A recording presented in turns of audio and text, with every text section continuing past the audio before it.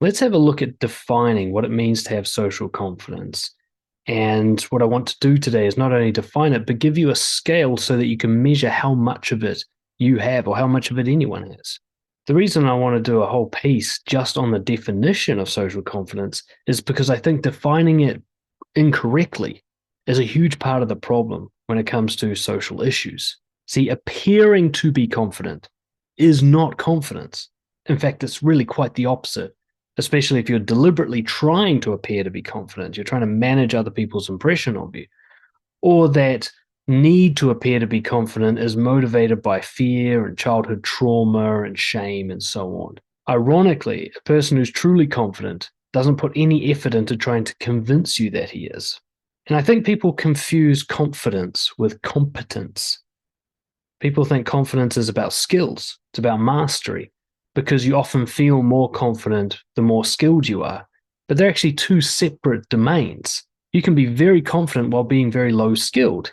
You can be very highly skilled and still suffer from imposter syndrome and feel like you're a total fraud. Confidence isn't necessarily attached to skill. And while skill building does help, and I wouldn't ever deny that it's helpful, it's not necessary. Or more specific to the theme of this particular talk, social confidence does not require you to be socially skilled. You will become socially skilled as you're more socially confident. That is a natural byproduct. But you can still be confident without actually having great communication skills or a lot of friends or even being socially adept in any way. Being good at manipulating people into liking you doesn't mean that you're confident. It usually means the exact opposite of that. It usually means that you're fragile or you're narcissistic or you're a nice guy, people pleaser. And these are all signs of sort of trauma-based personality defects. I think the best definition, the working definition that you can use in real life, is that social confidence is the ability to push yourself to engage with people socially in a way that will benefit you in the long term without compromising your integrity. It's essentially a practice of bravery in a social setting. So you don't necessarily need to do well by anybody's standards when it comes to the external trappings and rewards of socializing. It's about how much discomfort you're willing to put yourself through and how much integrity you're going to maintain while putting yourself through that discomfort. If you can do that a lot or to a high intensity, you are very socially confident, regardless of your current social status. Right? There are famous people out there who have the highest social status you could possibly imagine, and yet they never get out of their comfort zone, and they're terrified of being rejected and so on. So they're not actually socially confident. They're just socially abundant, which is not the same thing. So social confidence is a combination of both mindset and behavior. So how you think and feel and believe and what you do. But really, it's mostly about what you do. See, ultimately, who you really are, what you are being, is an action. Being is, it's a verb. You can think you're confident without actually being it. And you can be confident without feeling sure of yourself. And I'm not talking about fake it till you make it. I'm not talking about pretending to be someone you're not. But I'm talking about boldly engaging in behaviors that make you uncomfortable, regardless of thoughts and feelings. That's confidence.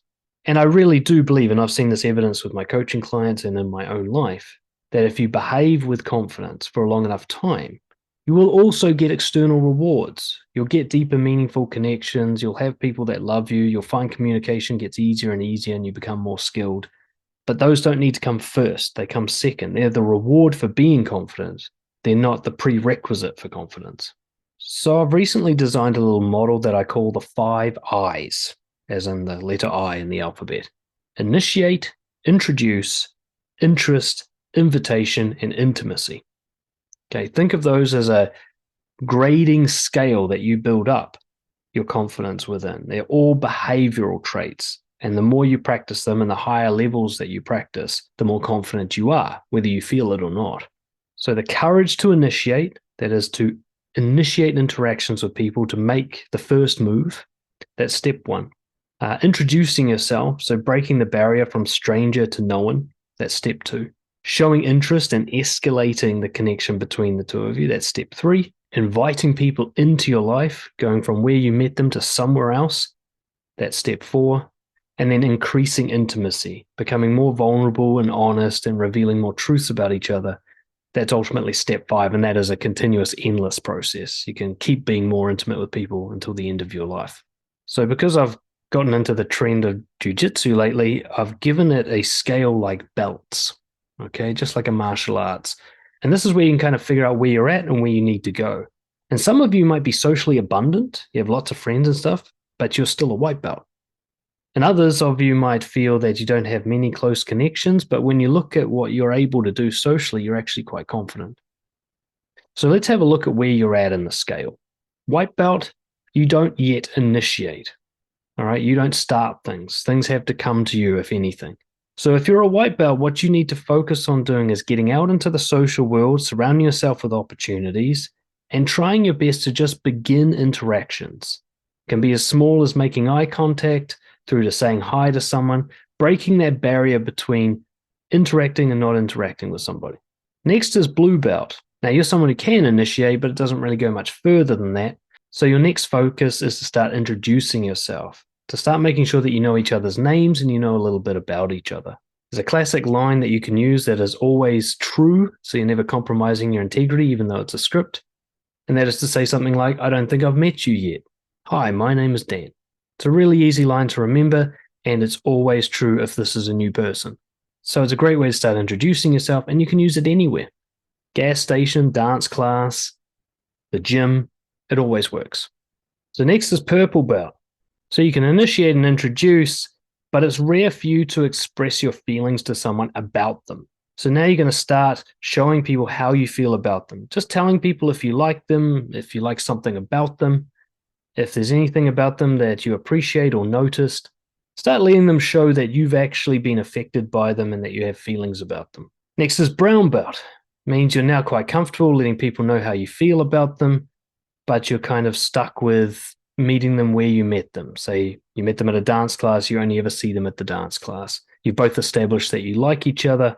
So now it's time to start bringing people into your life, inviting them to things that you're doing outside of where you met them, and creating a bridge where now they're not just the person you're in a dance class with, now they're your friend.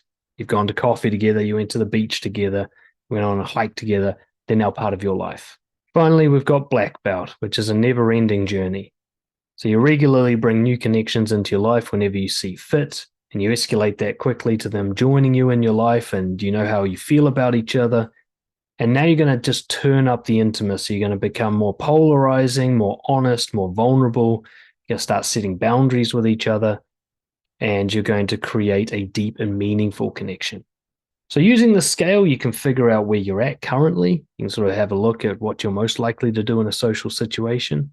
And rather than looking at how many friends you have or how many people like you, which might not reflect how confident you are, have a look at where you're at in terms of your boldness in social situations and work on the step where you're at with an eye to the next step. And just basically de-escalating your fears as you practice. Of course, I know this kind of work is pretty scary. I've done a lot of it myself, and frankly, it was hard. I help people with this kind of work. So if you want to be able to make progress quickly and learn lots of sort of tricks and techniques for overcoming your fears and building your communication skills, get in touch, dan@brojo.org, and we can talk about coaching.